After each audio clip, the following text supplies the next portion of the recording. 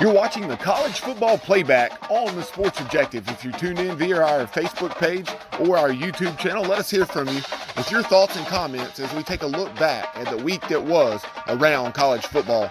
Now, here are the guys.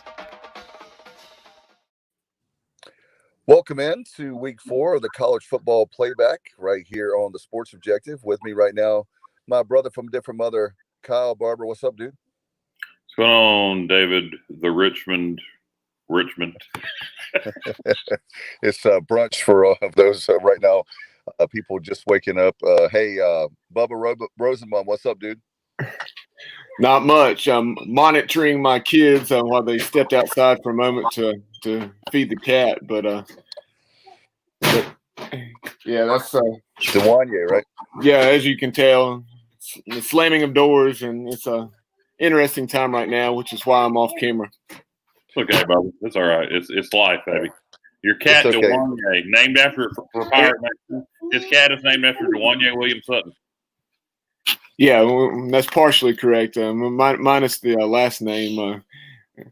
So a couple years ago when we played in Chapel Hill, a series which the Pirates took from the Tar Heels, Riley was with me for games 2 and 3 of that series, and he was just he thought that name Dewanye was a cool name, a funny name. So he said one day when we get a dog, we'll name it Dewanye. So we got a cat before a dog, and there was no doubt what he was going to name it.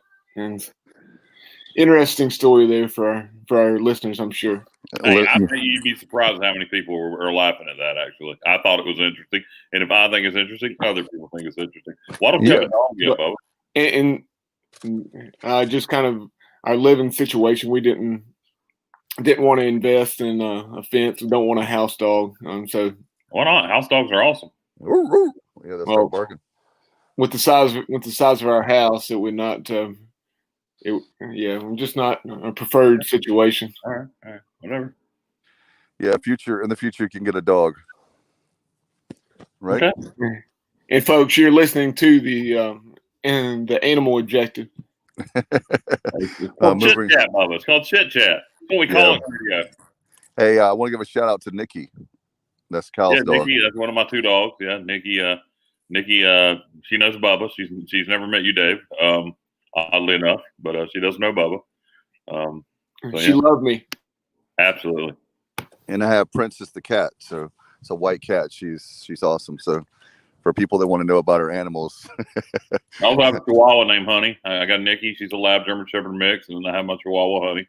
I got 2 dogs. I didn't know the name of I knew you had a Chihuahua. Well, she's old. That Chihuahua's an old bitch. I mean, she's old grumpy ass, always, 14 years old now. She's old grumpy. She's my wife's dog.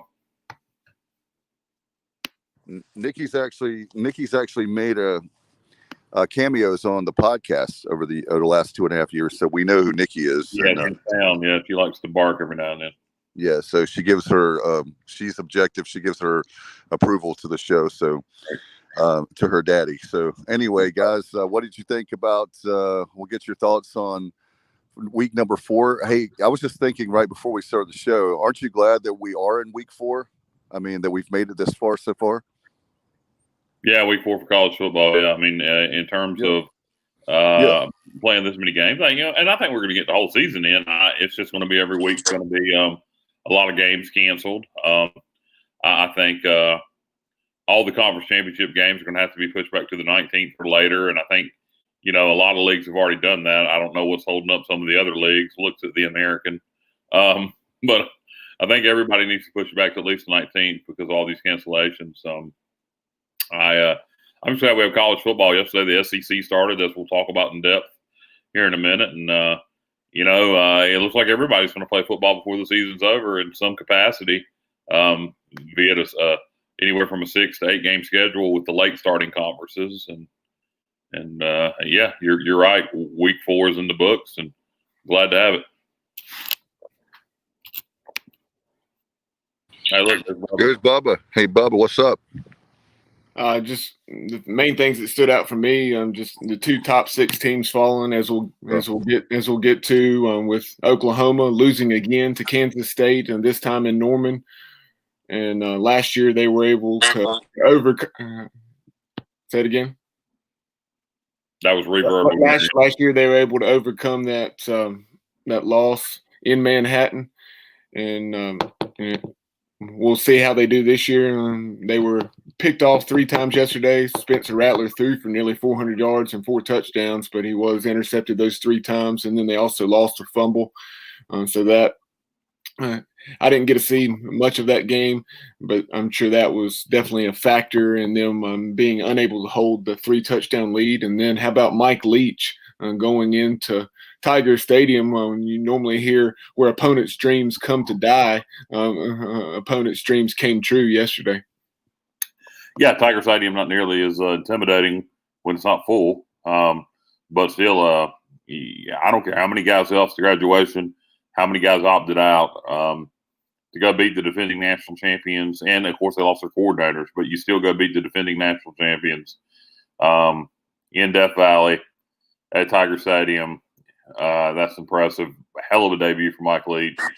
And knowing how Alabama struggles against those kind of offenses, that's very interesting. I mean, they, knowing Mike Leach ball clubs through the years, Washington State and Texas Tech, they might beat LSU, Alabama, and then lose to Ole Miss. Yeah, exactly. That's just how they are. But he's got more talent than he's ever had, I would think. I mean, Texas Tech, I know, had some good players towards the end of his tenure on all sides of the ball, but he's got to have as talented of a football team in terms of both sides of the ball, defense, et cetera, as he's ever had, just stepping into that situation in Starkville. I wouldn't think there would need to be a talent upgrade.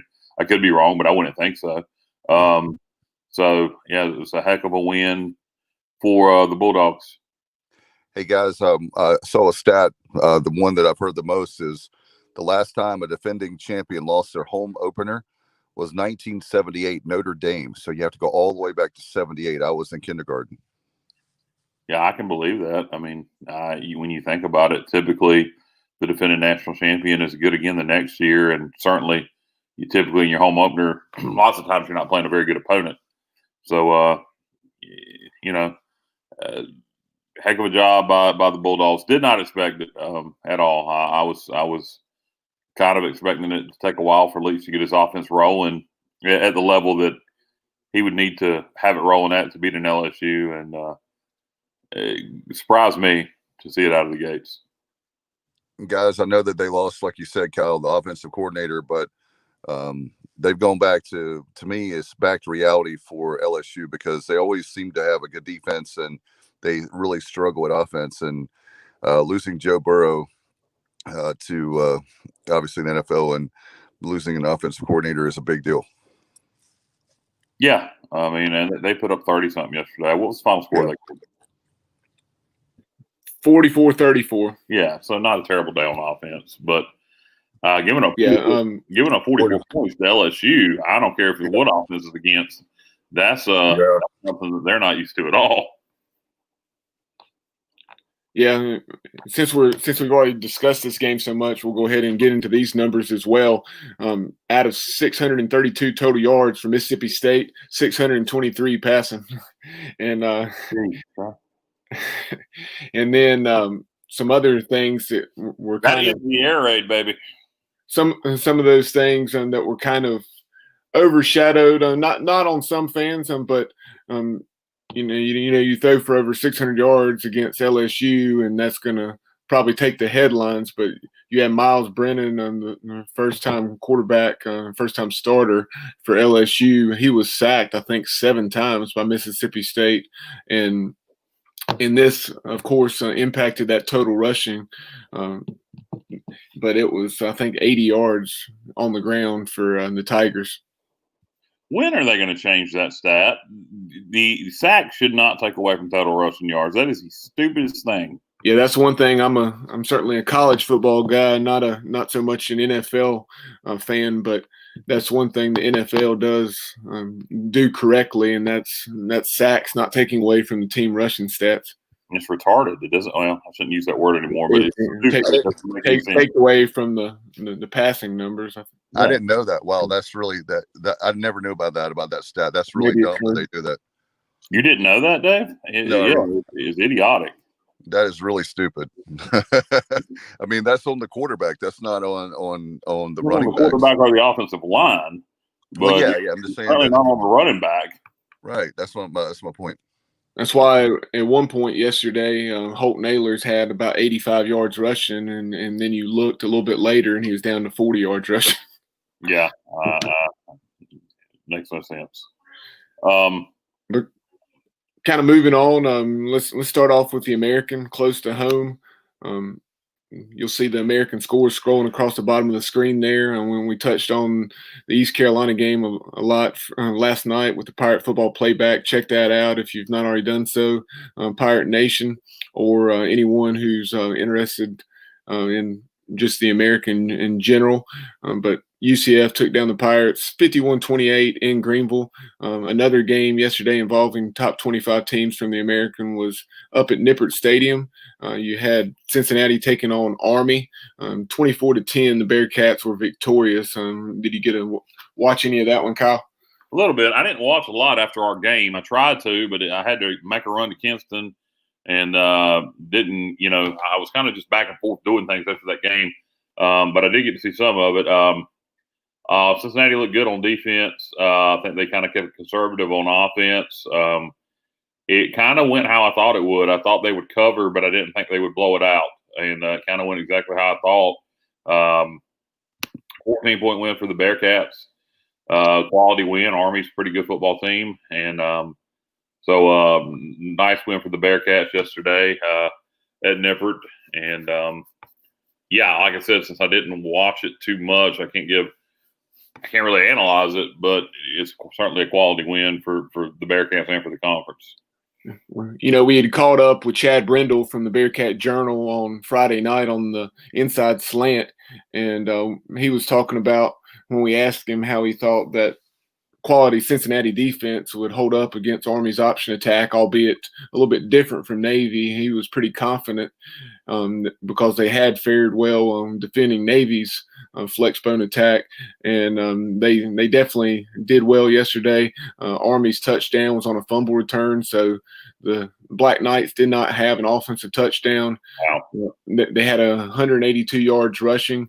They forced them to commit a couple of turnovers, and they were able to put it away late when Desmond Ritter hooked up with Dokes for a 60-yard play.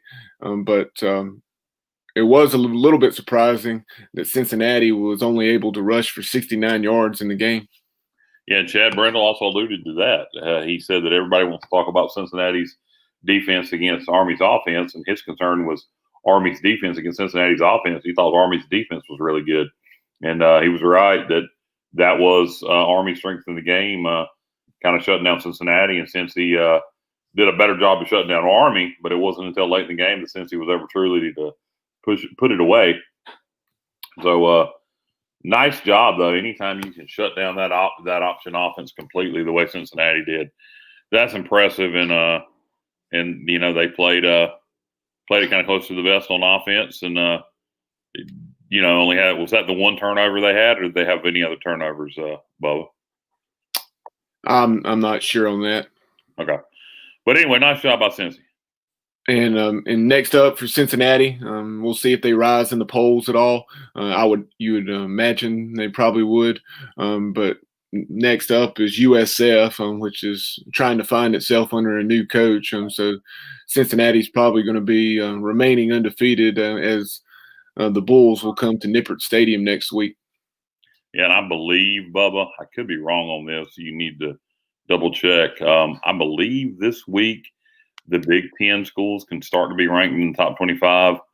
I believe that's right. So it'll be interesting to see how that affects teams like Cincinnati.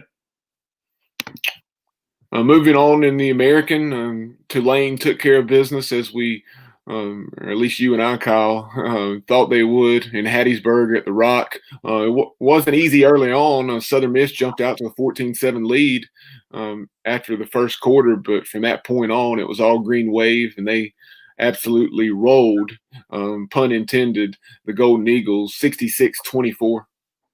Yeah, I believe it was it tied at halftime? If not, it was pretty close. And all too late in the second half.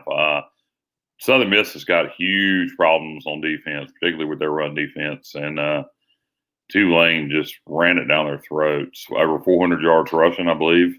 Yeah, that's correct. 722 total yards and 430 rushing yards, 7 rushing touchdowns for Willie Fritz Ball Club. Yeah, I believe the interim head coach, he just blew any opportunity he had to get that job permanently, unless there's a major turnaround the second half of the year. But that's a bad performance right there. And leading the way for the Green Wave on the ground was Cameron Carroll. He had 15 carries for 163 yards, 3 touchdowns. So all Green Wave in that one as their roller coaster start to the season continues. They rallied in game 1, then they lost a 24-point lead in game 2 against Navy. And yesterday they steamrolled through Southern Miss. Last game to talk about this week in the American with so many teams facing either postponements or cancellations due to COVID. You had SMU steamrolling through Stephen F. Austin, taking down the Lumberjacks 50-7. Good job, SMU.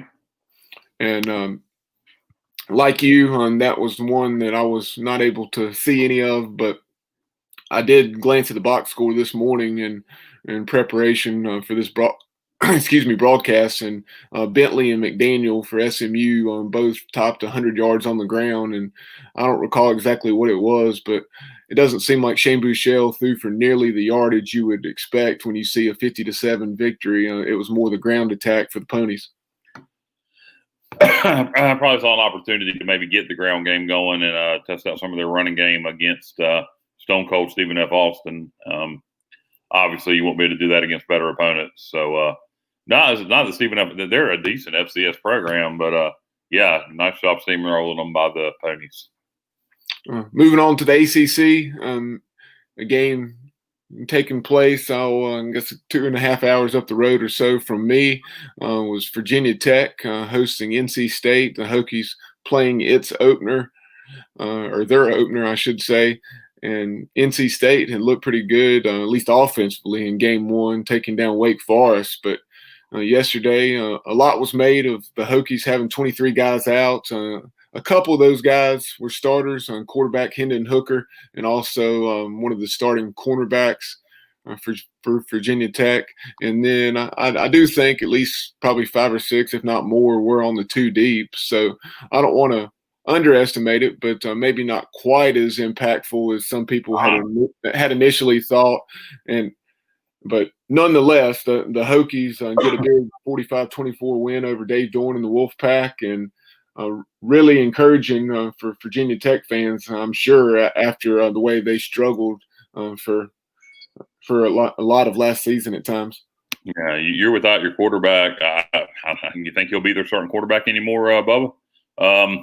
And then 6 guys off the 2 deep. I don't care if you're starter or not. If you're on the 2 deep, you're going to see significant playing time. That's an impressive victory. I think all of us had taken NC State in the upset, and Virginia Tech steamrolled them. So nice job of the Hokies. Everybody wants to talk about Miami and Notre Dame and North Carolina being the challengers for Clemson. I'd be interested to see how the season's going to play out for Virginia Tech after that performance yesterday. Definitely, and one of the things that allowed them to overcome quarterback Hendon Hooker being out was their ground attack. They ran for 314 yards and averaged right at 7.5 yards per attempt. And Kansas transfer Khalil Herbert had 6 for 104. Nice. Kansas can get some running backs. I don't know why they can't do anything with them or seem to win, but when you think about the talent Kansas has at running back the last couple of years, and then they had a kid transfer out of Kansas that put up that kind of numbers yesterday on NC State. That's impressive. Moving on in the ACC, down in Florida, you had the rivalry. most people weren't expecting this game to be close, and it was probably less competitive than what most people would have thought. And you had De'Aaron King and Miami just absolutely lighting up Florida State in a game that finished 52-10. Yeah, I think Miami is really good, and I think Florida State's really bad. The Canes are probably, at least early on, look to be the best they've been in many, many years. Who knows if that's going to play out, but it looks that way. Florida State, I've never seen a Florida State team this bad. They're terrible. They are potentially, who knows how the season's going to play out, Bubba. But being there playing nothing but a conference slate, they had one non-conference game. They may go. What is their one non-conference game? Jacksonville State. They may go 1-10. In that game, De'Aaron King continues to come along in the passing game. 29 of 40, 267 yards, 2 touchdowns, did not throw an interception. And he also ran, which we know he does so well, for 65 yards. Yeah, a hell of an athlete, obviously. He was always good at Houston. I think Rhett Lashley is getting more out of him than they ever got out of him at Houston in terms of the passing game. But he's a hell of an athlete and a great quarterback. And, I hate to see him leaving Houston, but in terms of his career, I don't know that Dana Holgerson's air raid was the right offense for him. And what he's doing in Miami right now is special. Louisville's looking to bounce back from a loss to Miami last week at Cardinal Stadium, and they were in Pittsburgh yesterday. Pitt won a thriller 23-20 in a game in which that Panthers defense under Pat Narduzzi and staff limited Louisville, who has shown to have a very explosive offense under Scott Satterfield, to just something like 225 total yards, and I think 75 of those came on one play. Bubba, I'm not picking Louisville to win any more games this year. I'm done. They bit me 2 weeks in a row. I had a chance yesterday to beat Pitt on the road, but didn't. But a nice job by Pitt. If they had a little bit better offense, they could challenge in the ACC because their defense is really good.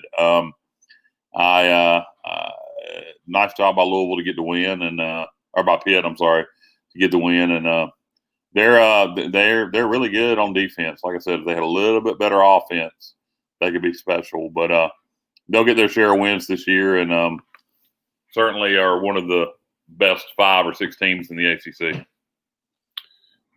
Going back down to the state of Virginia, you had Duke, who had already played 2 games. They were entering Charlottesville looking for their first win. It did not happen, and it's not going to happen when you turn the ball over 7 times. Yeah, I'm surprised it was actually as competitive as it was with all those turnovers. So nice job by the Hoos to beat Duke and start off 1-0. And I did not watch any of that game, Bubba, so I really don't have anything to say about it except Duke's 0-3 and Virginia's 1-0. And let me correct myself. You can win with 7 turnovers because we saw East Carolina do it when we beat UAB in 2011. So yeah. 99% of the time, you're not going to win with 7 turnovers. If you're playing a really bad UAB team, you can barely do it. But a little more about this game. Of those 7 turnovers, and Chase Bryce, the Clemson transfer quarterback, threw 4 picks. And that was, of course, Virginia's first ball game. And so I said on the Inside Slant, I'd certainly taken UVA in this matchup, and really a big fan of what Bronco Mendenhall is building there in Charlottesville, and very much like he did out in Provo, and they were just solid year in, year out. And I think Virginia is on its way to being just that. Yeah, good football team. The ACC is as good this year as it's been in a long time, I think. It's hard to say for sure with very limited non-conference play, but it looks that way. I talked about an 0-2 Duke team unable to get its first win. You had Syracuse, which was in the same boat. They were playing their first home game, welcoming in Georgia Tech at the Carrier Dome, and they were able to get it done, moving to 1-2, taking down the Yellow Jackets 37-20. I knew I should have took Syracuse. I said Friday night I should take Syracuse. I should take Syracuse. I should take Syracuse. We talked about the line, Tech being an 8-point favorite, how that didn't look right. And boy, that wasn't right. Yellow Jackets get swatted.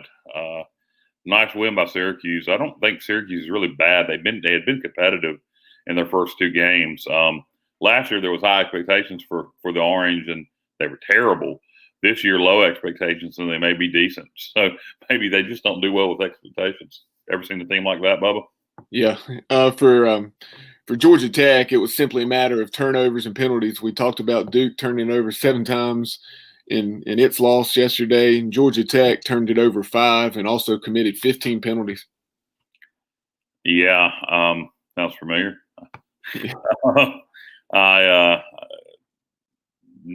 Georgia Tech beat Florida State week 1. That might not mean much now. Yeah, I would definitely agree with that. Last game from the ACC that we have not touched on, Boston College and Texas State. I think you were actually able to watch some of this game, right, Kyle? And, no, that game, Bubba, is hidden. It's one of those ACC games, like I believe Duke's game last week was like that. That if you have Dish Network, you cannot find the damn game. I don't know. I think ACC still has a regional deal where games are syndicated throughout Fox Sports Net's affiliates, and for whatever reason, I can't find it on Dish Network this week or the Duke game last week. But I was able to listen to it when I saw the game was close in the fourth quarter. Me loving upsets and thinking Texas State was going to pull it out, I went on to TuneIn and I pulled up the Boston College radio network. And unfortunately, Texas State blew the lead. They were leading by 7 with about 5 minutes to go. Boston College comes down, ties the ball game, then stops Texas State with a 3-and-out, goes down, kicks field goal, wins the football game.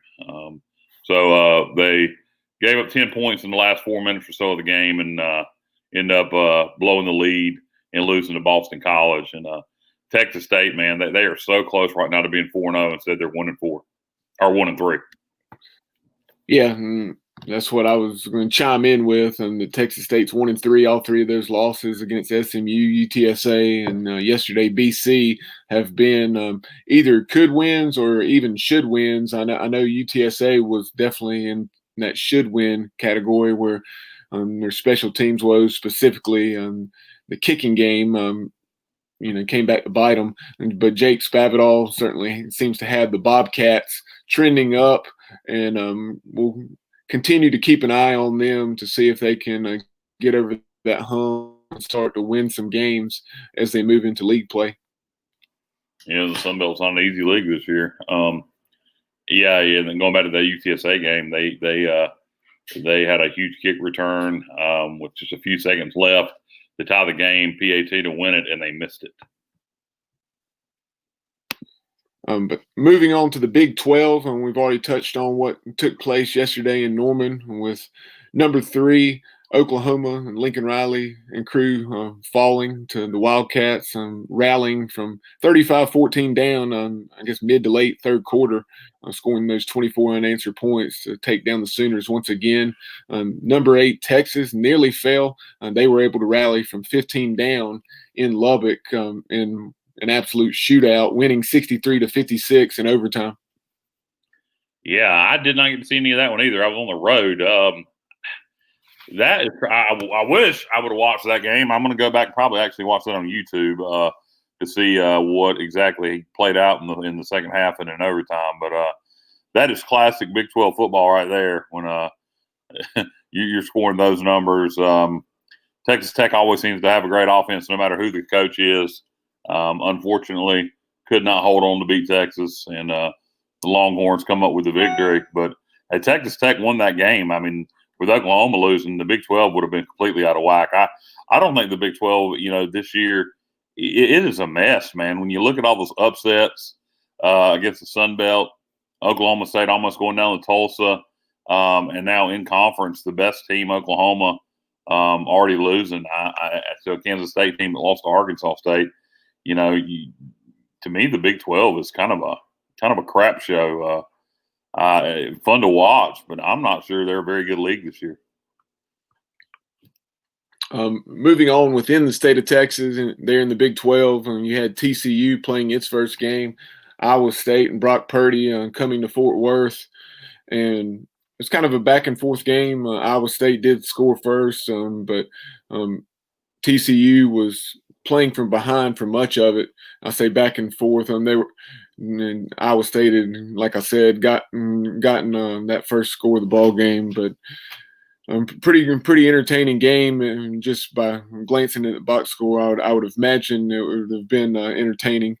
But Brock Purdy was much more consistent than he was against Louisiana. He was 18 out of 23 for over 200 yards.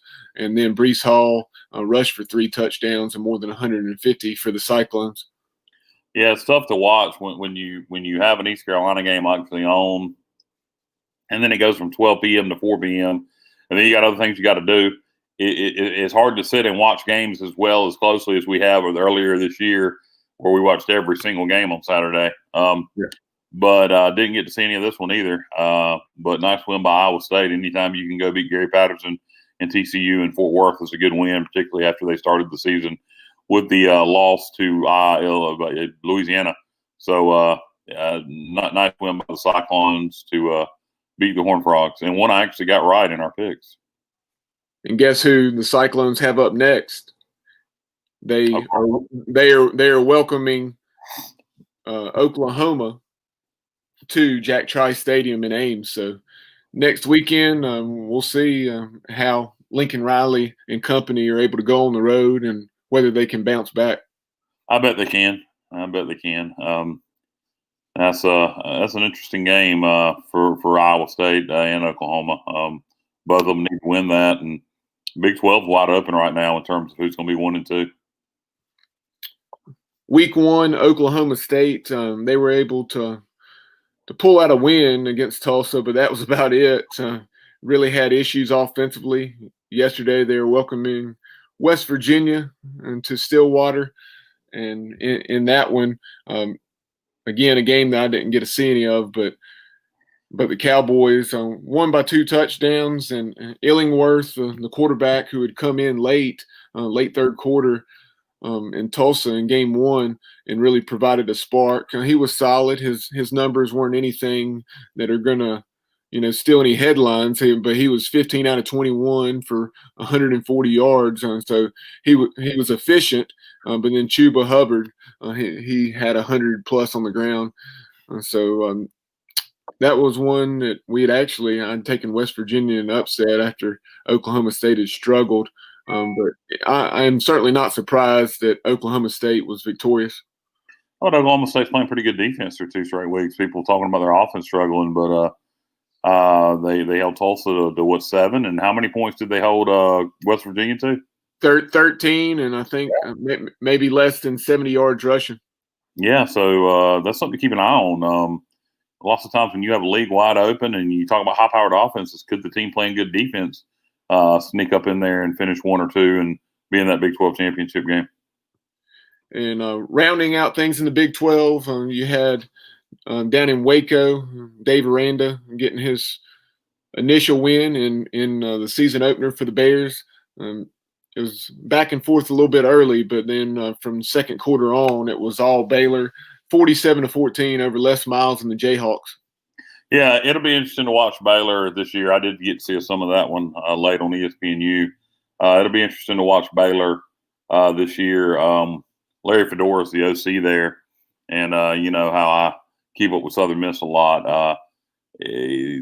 That's who I'd like to see them bring back. I'd love to see Fedora back at USM. I think they need that right now for their fans. A familiar name with some history to get that fan base excited again because they're really down there. But anyway, nice win by Baylor, and it'll be interesting to watch their offense this year under Fedora as OC. Moving to Conference USA, you had a couple of non-Saturday games, which is so often the case in CUSA. You had UAB, Bill Clark, and the Blazers routed the Jaguars down in their new stadium, 42-10 UAB. Yeah, I saw some of that one Thursday night. UAB looked good. I don't think South Alabama is very good at all. I think their win over USM might not mean much now. It'll mean a lot to them in terms of bragging rights, but Southern Miss doesn't look very good. Nice win by UAB to get the in-state Vic in dominating fashion over the Jaguars.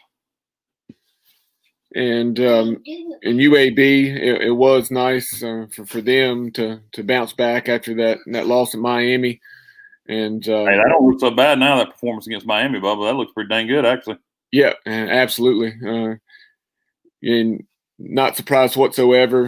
You expect Bill Clark's teams to be solid, and they were that. On Friday night, the Roadrunners, UTSA, in a game that was the 3-0 Roadrunners, Bubba. The 3-0 Roadrunners.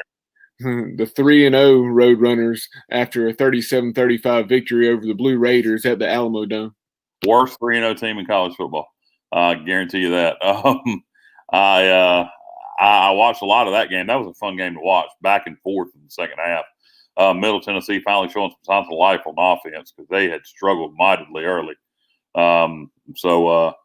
UTSA puts it away late, holds on for the Vic, and they are 3-0. 3-0, I guess, is 3-0, but I don't think they're going to it'll be interesting to see how their season plays out because they're not a very good football team even to be 3-0, and they got a good offense, but their defense is terrible.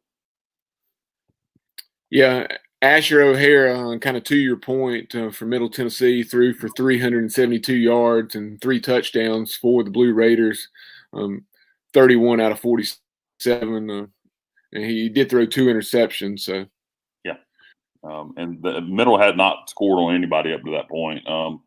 But still, nice win, man. UTSA 3-0. I'm not trying to take that away from them.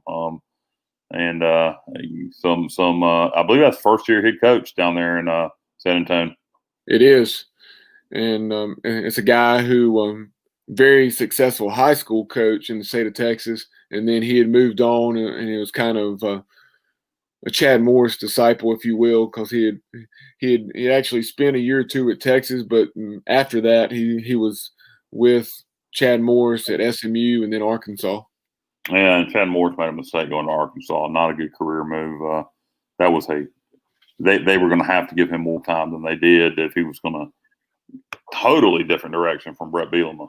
But anyway, that's neither here nor there. But anyway, nice win for the Roadrunners.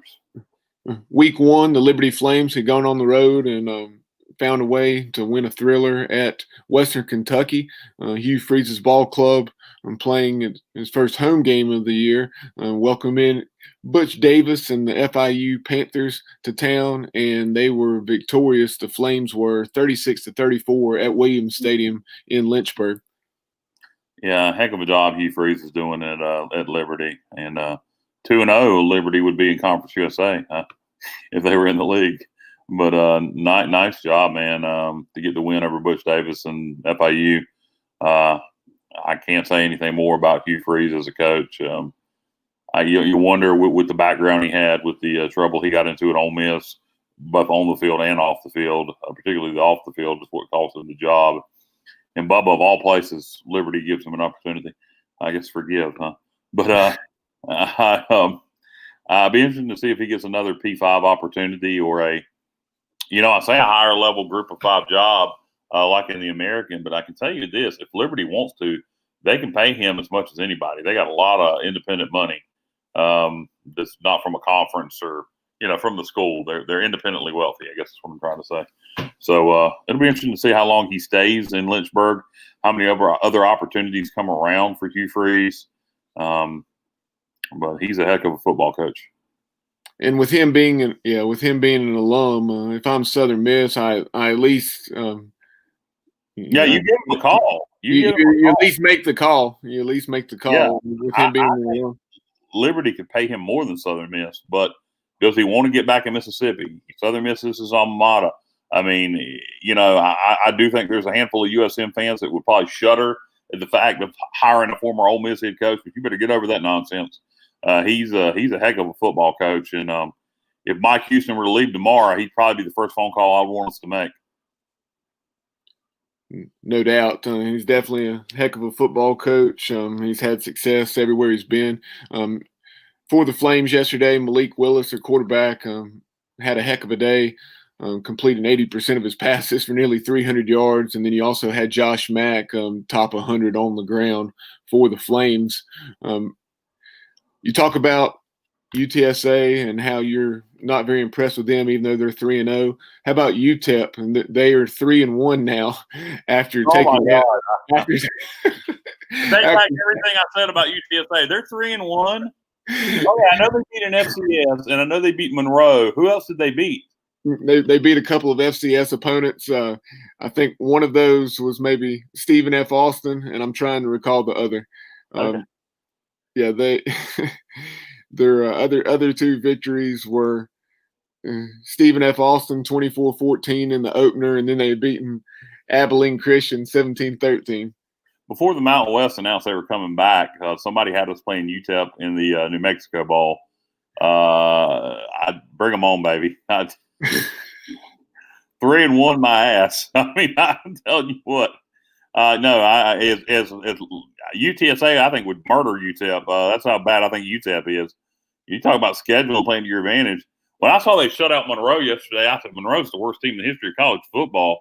But hats off. Hey, look, Steve Logan's old friend Dana Demmel is at UTEP, so good for Dana. 3-1 start for the Miners. Hey, now Kyle, don't sell the Warhawks short. They didn't get shut out. They were able to muster 6 points. It was 31-6.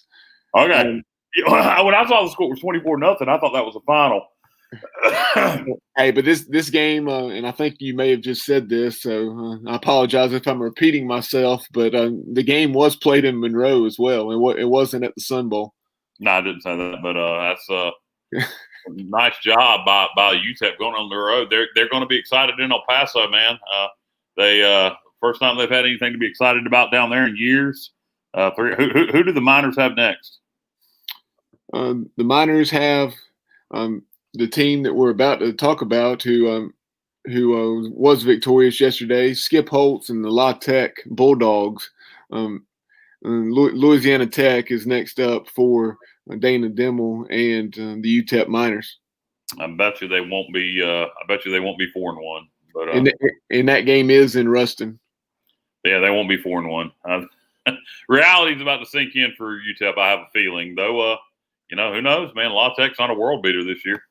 But what did the Bulldogs do yesterday? I didn't even see that score. Yeah, speaking of what took place in Ruston yesterday, you had La Tech taking down Houston Baptist 66-38. Houston Baptist was on the brink of the huge upset in Lubbock, and we talked about that explosive offense and that they have with Bailey Zappi, the quarterback. And he threw for 5 touchdowns and over 400 yards yesterday. But it was nowhere near enough, as La Tech gave up 38 and still won by 4 touchdowns. For Louisiana Tech, their quarterback, Luke Anthony, also threw 5 touchdown passes. Yeah, their offenses look pretty good this year over Southern Miss and now over Houston Baptist. So nice job by La Tech. That's Joe Sloan. It's the OC there now, former Pirate.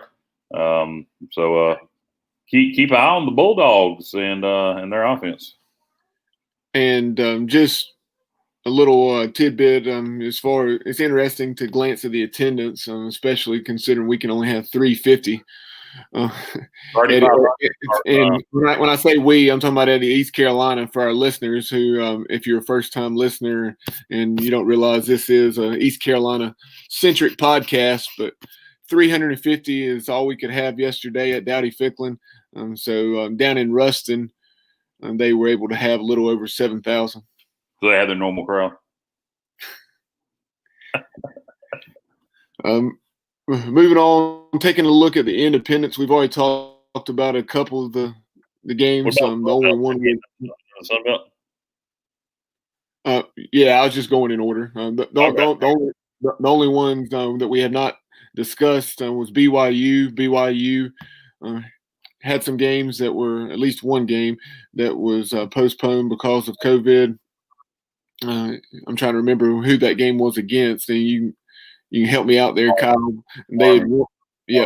They had won 55-3 at Navy. They were supposed to play that very next week up in West Point, but were unable to do so. Yesterday, they finally play again in Provo, taking on Troy, who was a big winner week one against or week one for them against Middle Tennessee in their opener in Murfreesboro. But yesterday or last night, I should say, it was all Cougars, 48-7.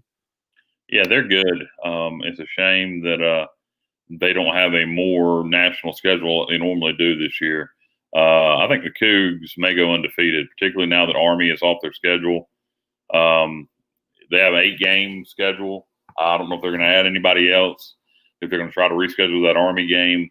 But I believe the Cougs have a really good shot at going undefeated. They have the Houston Cougars still to come. I don't know what else off the top of my head. It seems like they maybe play UTSA. Yeah, since you bring it up, and you're correct, they do play UTSA in Provo. They go to Houston. Next up, they have Louisiana Tech on October 2nd. It says, but something's not. It must be that La Tech UTEP game. That must be the following week. I didn't notice the date on that. La Tech, they are playing them. The game was just scheduled about 2 weeks ago. Right, yeah, and I do remember, like you're saying, I didn't recall the date, but I remember that game being scheduled within the last week or two. That's an interesting game. Louisiana Tech has a good offense. I don't think they're going to be good enough to beat BYU, but that is an interesting game. And it is in Provo on ESPN2 on 9:00 on Friday night. So that'd be fun to watch. Indeed, and for BYU, it was the ground attack primarily in the opener against Navy. Last night, it was the arm of Josh Wilson, and actually, that doesn't sound right. I think it's Zach something. I think my app's wrong, but but anyway, BYU threw for nearly 400 yards in that ball game. Yeah, nice win by BYU. Watched some of that game. Very dominant performance over Troy. Troy's not a bad team. So impressive win by BYU, and will they go undefeated this year? That is the question, really, to me. Would they have a favorable schedule and like their OC? Didn't a couple years ago, I really thought that their head coach, cannot think of his name right now, I thought he was going to be fired back when we beat them when Montgomery was here. I thought that guy wouldn't be there long, but he's kind of righted the ship, made some changes on his staff, which was very important. I got a good OC there now, and maybe looking at an undefeated season right in the ass. And hey, look, people can put an asterisk beside it or whatever, but during this pandemic with the schedule they had to put together last minute, if they go undefeated, hats off to them. Yeah, and to this point, they've been dominant, winning 55-3 and 48-7, and that's the thing for me. Yes, and they're not playing some of those bigger names that, at least to this point, and then really throughout the schedule, as we just discussed a little bit. But I certainly wish they would have been able to play a lot of those Pac-12 and Big Ten opponents because I think they would have had their success and not necessarily running through it unbeaten, but they would have opened some eyes. And Kalani Sitake, after it seemed like, at least to the outsiders, that it was semi-shaky ground a couple years ago, that program. Yeah, and I say that based on what I had heard from some Garrett McClintock, who we've had on the program, because he didn't seem like he was on the verge of being fired, but yes, there was plenty of proving that needed to be done, and they are definitely doing just that. Two more leagues to discuss that we have not touched on a whole lot yet. Sun Belt and SEC. We'll go with the Sun Belt first. in the Sun Belt yesterday, just stealing the show in terms of that league's results was down in Louisiana and Lafayette. You had the Raging Cajuns winning an absolute thriller against Georgia Southern, 20-18 on a 53-yard field goal as time expired. Yeah, I flipped, but I think it was 17-18 with under a minute to go, and Louisiana had the ball, and we were been blown out at that point. I flipped it over to watch the end of that game, watch the last minute of it. Louisiana drives down the field, stalls, and fourth down. Their kicker had struggled all year. They actually didn't know if they were going to go for it or kick the 50-some yard field goal the way their kicker had struggled, and they line up to kick the 50 of a 53-yarder or something like that, and right through the uprights, baby. And you could see the player. I don't think there was a player on that team that thought he was going to make that kick. That was one of the greatest reactions I've ever seen. It was fantastic. And Louisiana's 3-0. They have struggled after beating Kansas State against Georgia Southern and against Georgia State, but they found a way to win both of them. So they keep finding ways to win, and that was as fun of an ending to watch. Just because, like I said, I don't think anybody in that stadium thought that kid was going to make that kick. And talking about Louisiana getting it done. Next up for the Raging Cajuns, they're going to try to get the monkey off their back as they will go to Boone, North Carolina, to take on App State and the Mountaineers. They haven't had any success, and like I just referenced, against that program. But could this year be the year? We shall see. But talking about App State, and they got a bounce back win over Campbell, had something like 30, 35 guys, something crazy out, even more than Georgia Southern had when they nearly got upset by the Camels. And it looked like that might take place again. 17-13, App was leading at halftime, but it was all Mountaineers. They really got their rushing attack going after the break and won 52-21 over the Campbell Camels. Yeah, I knew with all those players out, I was keeping up with that score early. And then at halftime, the Mountaineers were barely leading. And I thought, oh, Lord, here we go. I was like, I don't care how many players are out. If Campbell wins this game, Appalachian State's going to want everybody fired. But they put them away in the second half. So good performance by App with all those players out due to COVID in the second half to beat the Camels. And now it's on to Lafayette. I think that's on a Wednesday night, not this Wednesday, but the following Wednesday. Yep, Wednesday, October 7th, and that is. As you would guess, an ESPN telecast, and that one is 7:30 on Wednesday, October 7th. Like I said, on the ESPN, and I talked about the Mountaineers getting their ground game going. They ran for over 400 yards and 5 touchdowns in the second half. Yeah, big game for the Mountaineers and the Raging Cajun coming up here in a little over a week. Be a fun one to watch. For the most part, I think that's we've touched on everything in the Sun Belt.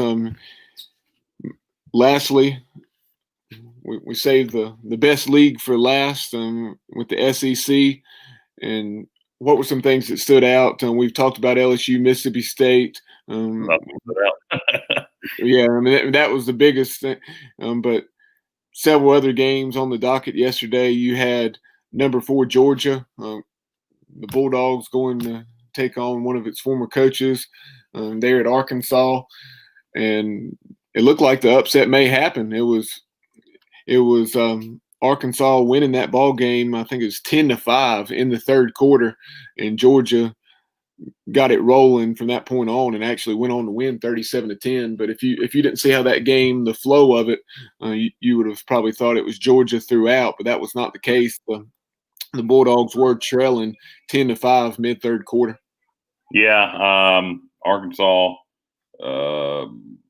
came out playing good defense. Georgia took a while to get their offense going. Coach Monken, their OC, former Southern Mississippi coach, got the offense going in the second half and put the Razorbacks away. And so good win for Georgia. the game yesterday in the SEC that I really watched the most of was Tennessee, South Carolina. Tennessee kind of came out and was kind of dominating the game, and South Carolina comes roaring back in the second half. And Mike Bobo, first year offensive coordinator down in Columbia, gets his offense going and comes back and ties Tennessee, and it's kind of a back and forth game. And the Vols win it late. South Carolina forces a punt with about a minute and 40-some seconds to go, and Tennessee punts it to them, and South Carolina muffs the punt. Tennessee recovers it and runs the clock out to preserve the victory down in Columbia. But that was a fun game to watch. We talked about number 6 LSU going down, number 4 Georgia getting it together in the second half. Number 2 Alabama took down Missouri in what was the first game for Eli Drinkwitz there in Columbia. It was all tied in the first half, 28-3, and then they cruised to a 38-19 win over the Tigers. Yeah, they kind of took the foot off the gas, or either Missouri played better football in the second half, but Bama gets it done. Like I said, not as impressive in the second half. Again, I don't know if that was Alabama taking the foot off the gas or Missouri just playing better ball.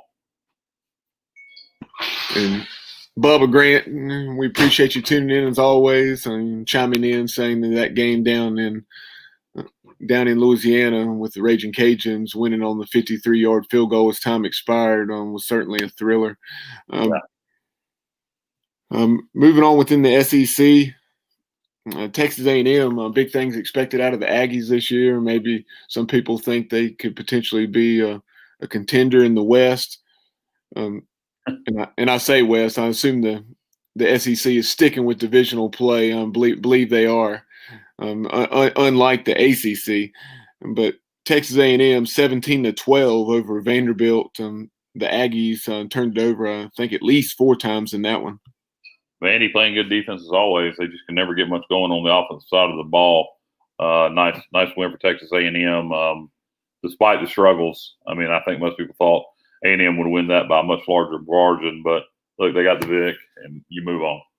And that's funny, and that's an excellent point, what you bring up about Vanderbilt. When James Franklin was there, they found a way to generate some offense. But, yes, by and large, down through the years, it seems like and just to be fair, also back when they had Jay Cutler at quarterback, not bad on offense then, but more often than not, it seems as though their defense is more solid than their offense there in Nashville. And that's kind of odd because most teams is the other way around, where you have a pretty good offense but can't stop anybody. Yeah, particularly under their current head coach. Can't think of his name right now. He's been there a few years now. But yeah, Coach Mason. Yeah, they always play good defense and don't have very good offense. You would think maybe he'd get a good OC. Might make his job a little easier. But speaking of plenty of offense, Dan Mullen took his Gators to Oxford yesterday and just lit up Lane Kiffin in the debut for him with the Rebels, 51-35, Florida. Yeah, nice win by Florida. Ole Miss played pretty good football offensively. I don't really think they should have anything to be too upset about. Kiffin, I think will probably be all right there. Florida's really good, and Ole Miss did not get embarrassed in that game. So I actually was more competitive than I expected it to be, Bubba. So nice win for Florida. They look good, but I don't think Ole Miss did anything to embarrass themselves. Yeah, I talk about Florida's offensive performance in that one. 642 total yards, a career high, 416 passing for Kyle Trask, tied an SEC and school record with six passing touchdowns. Yeah, Reese certainly was not pleased with the Ole Miss defense. I can hear her in the background.